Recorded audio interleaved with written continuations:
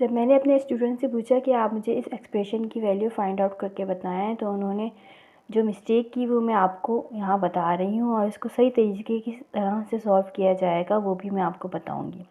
ठीक है, सबसे पहले तो उन्होंने 7 - 4 कर लिया, 3 आ गया, मल्टीप्लाई बाय 7 - 4 3। सीधा सीधा चलते हुए उन्होंने 3 करके 3 3 ज़ा 9 ये उन्होंने सॉल्व कर लिया। फिर उन्होंने मुझसे पूछा टीचर ये हमारा जो आंसर है ये सही है? तो मैंने कहा बेटे आपने यहाँ मिस्टेक की है, आप जो है इसको पेमडास रूल की मदद से सॉल्व करें। ठीक है, तो उन्होंने पेमडास रूल की मदद से सॉल्व किया और उन्होंने बिल्कुल सही तरीके से सॉल्व किया। किस तरह सॉल्व किया? सबसे पहले हम क्वेश्चन उतारते हैं, उसके बाद किस तरह से सॉल्व होगा मैं आपको बताती हूँ। उन्होंने जो है सबसे पहले पैरेंथेसिस को सॉल्व किया। पेमडास रूल में आपको पता है P stand for parenthesis, E stand for exponent, ठीक है, M stand for multiply, D stand for division, A stand for addition and S stand for subtraction.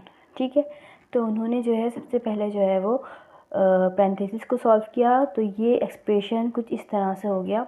ठीक है, अब देखिए हम यहाँ पे जो है सबसे पहले हमने कौन सा साइन सॉल्व करेंगे? मल्टीप्लाई का साइन सॉल्व करेंगे, क्योंकि यहाँ पे मल्टीप्लाई आ रहा है।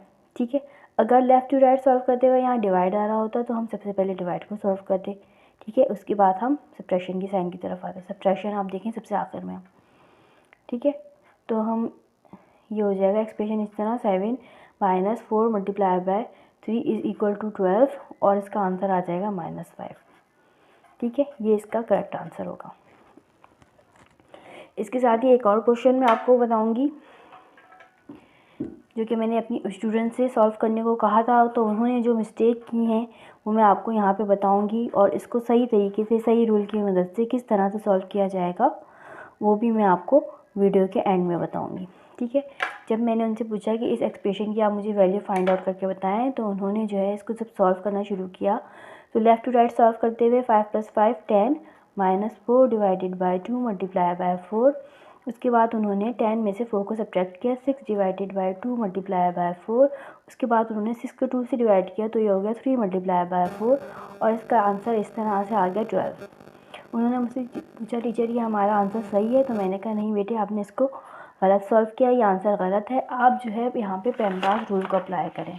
ठीक है, तो उन्होंने पेमडास रूल अप्लाई किया। पेमडास रूल अप्लाई करने के बाद जिस तरह से उन्होंने सॉल्व किया, लेकिन वहाँ भी उन्होंने एक मिस्टेक की। वो क्या मिस्टेक थी वो मैं आपको बताती हूँ।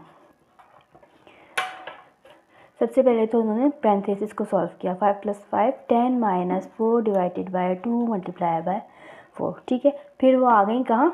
मल्टीप्लाई की तरफ। क्यों? क्योंकि वो समझती थी कि पेमडास रूल में जो है वो PEMDAS, ठीक है, पेमडास रूल में मल्टीप्लाई जो है वो पहले आ रहा है, तो हम मल्टीप्लाई को पहले सॉल्व करूँगी, उसके बाद डिवाइड को मैं सॉल्व करूँगी, और आखिर में मैं सब्ट्रैक्शन को सॉल्व करूँगी। ये मेरी स्टूडेंट का ख्याल था, वो इसको इस तरह से सॉल्व कर रही थी। ठीक है, तो उन्होंने सबसे पहले यही किया कि सबसे पहले उन्होंने मल्टीप्लाई को सॉल्व किया, 2 4 ज़ार 8। उसके बाद वो आई डिवाइड की तरफ, 10 - 4 1 ज़ार 4 4 2 ज़ार 8। ठीक है, तो ये हो जाएगा 1/2 इज़ इक्वल टू 0.5।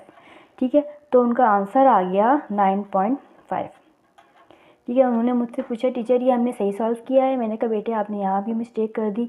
तो वो कहने लगी टीचर हमने पेमडास रूल अप्लाई किया है, तो मिस्टेक कैसे हो गई? क्या मिस्टेक हुई वो मैं आपको अब बताती हूँ।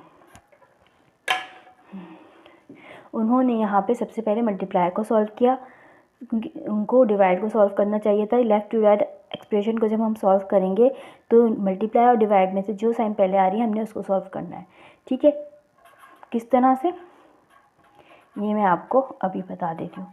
ठीक है, देखिए पेमडास रूल में जो है वो मल्टीप्लाई और डिवाइड को एक जैसी हैसियत हासिल होती है। लेफ़्ट टू राइट सॉल्व करते हुए अगर मल्टीप्लाई पहले आ रहा है तो आपने मल्टीप्लाई को सॉल्व करना है, डिवाइड पहले आ रहा है तो आपने डिवाइड को पहले सॉल्व करना है। ठीक है, सबसे पहले हमने पैरेंथेसिस को सॉल्व किया, ठीक है, जो कि P पहले है। अगर यहाँ पे एक्सपोनेंट होता तो उसको सॉल्व करने के बाद हम लेफ़्ट टू राइट जो है वो जो साइन डिवाइड और मल्टीप्लाई में से पहले आ रही होती है हम उसको सॉल्व करते, उसके बाद हम एडिशन और सब्ट्रैक्शन की तरफ आते।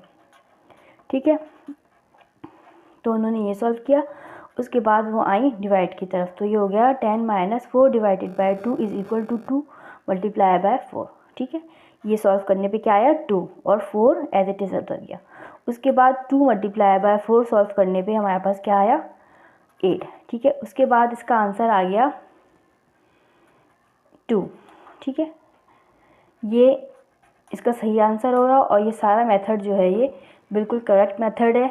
इसको हम आप जब भी इस किस्म के सवाल सॉल्व करें तो पेमडास रूल अप्लाई किया करें।